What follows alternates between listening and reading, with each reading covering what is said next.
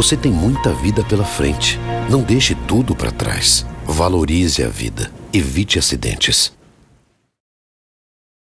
Oi, meu nome é Bárbara Noleto, eu sou repórter do Jornal Opção e hoje eu tô aqui com a Nuran, que é uma cineasta turca que tá com sua produção super fazendo sucesso aqui no Brasil. A história retrata 3 mulheres e a relação delas, não só com o próprio psicológico, mas também com a constelação familiar, que acabou sendo o caminho para essas mulheres conseguirem superar os traumas e os problemas que elas enfrentavam, né? Nuran, muito obrigada por tirar um tempo para conversar comigo. Como a Nuran tem mais fluência em inglês, eu vou conversar com ela em inglês e vocês terão aqui as legendas. Nuran, really thank you for having time to talk to me. Thank you very much. I'm very happy that we are able to talk through it. So thank you for inviting me to this conversation. How was your movie received in Brazil? How is it going, the news about it? Well, it was well received. Actually, when the first season came out, it was on Brazil's top 10 list for a couple of weeks, which was a surprise for me too. But then I started to realize that with the Brazilian culture and audience, and our story has many common points. So it made more sense later. And in the second season again, for a couple of weeks, it was in the top 10 list. And I received a lot of messages from Brazilian people, like they like the story very much and they share their own experiences on similar subjects. And because I speak Portuguese, I could respond them in Portuguese. So then we start to have this connection and interaction between the Brazilian audience. And I truly love it very much. What do you think about Brazil? How was meeting this place? We are a bit crazy, we know it. So how was it for you? And what is the biggest differences you see between your country and here? Okay, well, I was in Brazil when I was 18 years old. So I stayed over a year here in Brazil with a Brazilian family, an amazing family. And I went to high school here, so I learned the language. I was dancing in an academy, so I was in love with the Brazilian culture. The food, the music, the posture of people, alegria. So I came back to Brazil 2 more times, like 10 years later I came back, and again 10 years later. So I find some similarities between Turkish culture and Brazilian culture, but also there are many different things that we can learn from each other. And what is so special about Brazil to me is the joy of the people about living. And it doesn't matter how harsh is the life can become, like, you know, economically, you can have health issues, you can have difficulties in family, everything, because Brazilian culture is, to me, it seems like all about accepting the facts and make something positive out of it. So that's what I learned when I was 18 years old here. Whatever happens in the life, the Brazilian people have their own way to accept it and dance over it, I don't know, make churrasco over it, and the families are very close here. Like, family is very important, like having support from your parents, from your partners, being a family is very important in Brazil and also in Turkey. So this is a similarity, but I think in Turkey we have the tendency more like fallen into tragedies more. Even our songs in Turkish, most of the songs we sing, they are sad songs. They are about sad stories or pain or, you know, painful processes. But when I hear music, Brazilian music, it's like, I mean, even the lyrics of the music are joyful. They're about being more positive in life. So. And many times even the sad songs have some happy beat, right? Yes. There's a way of always keeping that. I like that too. And I want to know more about you. How was for you to become someone who lives from art? This is actually a big challenge for Brazilians. Many dream of it. Like, arts are not that easy to reach here. Yeah, it's the same in Turkey. Really? Yeah, it's very similar. When I was a kid, I was a little actress in a children's play on television. So I was 8 years old, already seeing that there is a thing called camera, there is scripts, there are actors, directors. So when I was a kid, I was very excited about to become one of those people. At the time, I didn't know which one. First, I wanted to be an actress, then I wanted to be a director. So I went to the film school in Turkey.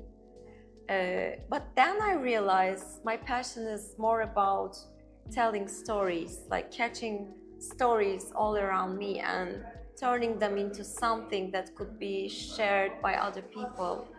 So I did the school and I started work in the area. Like I worked more than 10 years as an assistant director or in the casting department. So I wasn't that picky. Like, I was never like, I am going to make arts, you know. I was more into discover the life itself. Like, you know, I tried a lot of parts in the business. I traveled a lot. I learned new languages. I always tried to improve my vision of world, to extend it through art. So my aim was never being an artist.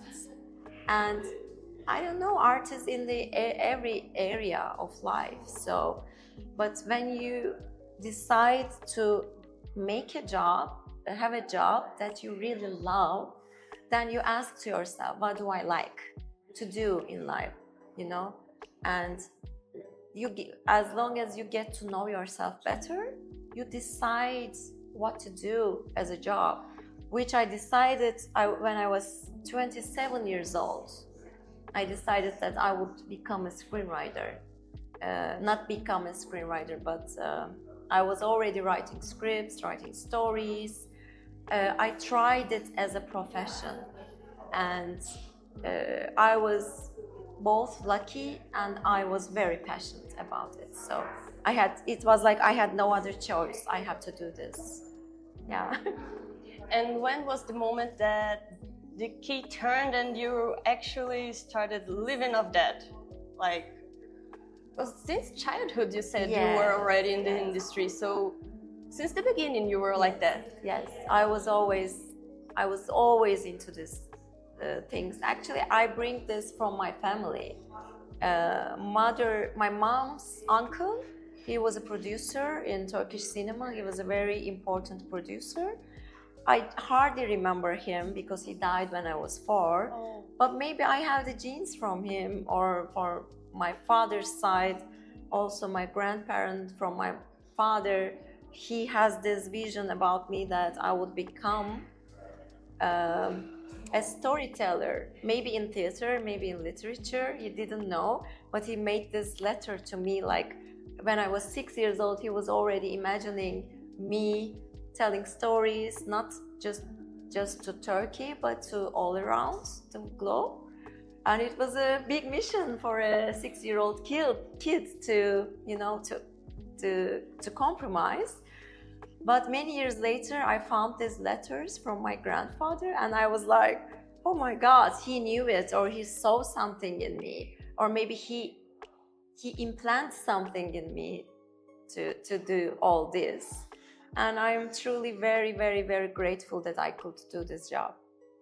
And what are the messages that you try to put in your productions? What are you trying to talk about? Is there a change you want to cause in the world, or a message you want to spread? What is it that keeps you moving? It always depends, but I truly follow where my heart beats. For instance, now I'm in Brazil for 4 weeks. having all these events and chats and workshops, I'm gonna meet beautiful people.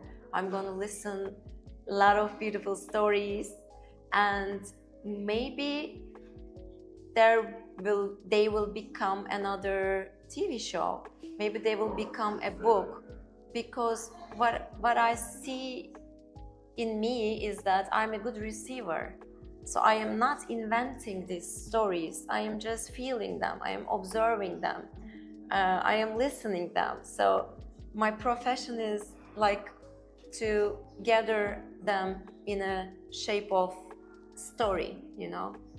So as long as you pay attention to signs in life, and as long as you listen when people speak to you, stories are everywhere. So the message itself is that let's get connected, let's hear each other, let's share our experiences with each other. I think because each message, each experience has another message, but the total message, if there is that all we are connected. And I think the art forms are all about reminding us that we are not alone in this planet. There are other people who are having the similar feelings, similar challenges with us, and we can learn from each other. So I really like what I do if I feel that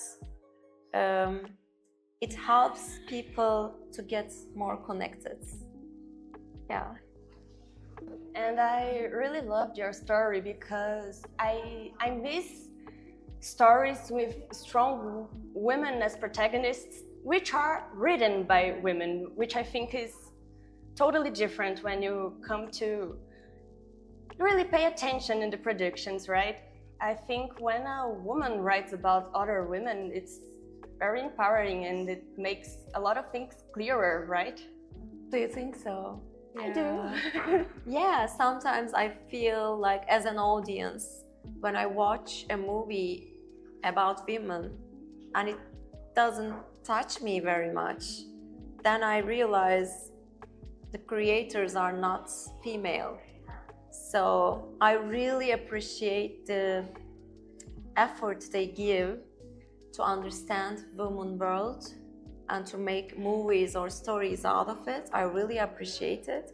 But I agree with you, when we are in the shoes of the characters as females, there is another deeper level of connection maybe. So we can tell our stories in a better mood, which is also, it's hard for me to write about the male characters, because I always having assumptions about them, because I'm never in their shoes. So I ask my husband's help to help with me with the male characters, right? And that's important because you end up being true, right? Yeah, that's the whole point, right? Yeah, we try to find the core of the outside picture, you know, because when you see a picture from outside, you can comment, I can judge, we can have many ideas, but writing is more getting into that picture and being in this picture. How does it feel? How does it feel to be a thief? How does it feel to be a murderer? I don't know. How does it feel to be a victim of a crime? So how does it feel to be a just ordinary housewife, you know? It's all about trying to feel how does it feel like. So it's the best part of writing.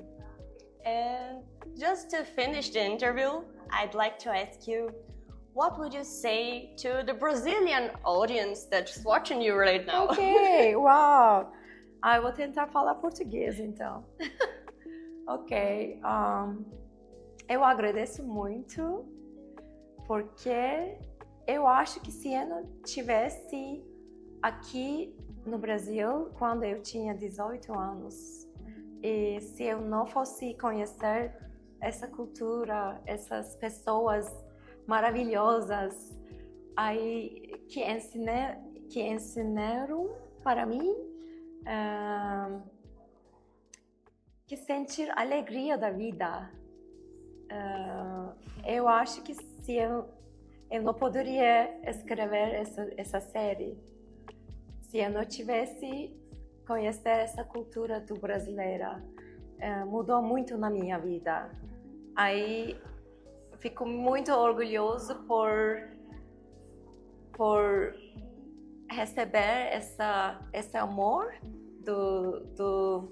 dos brasileiros pela nossa série. Agradeço muito. Espero que a gente faz terceira temporada e vocês gostam também. Obrigada. Eu que agradeço. Muito obrigada.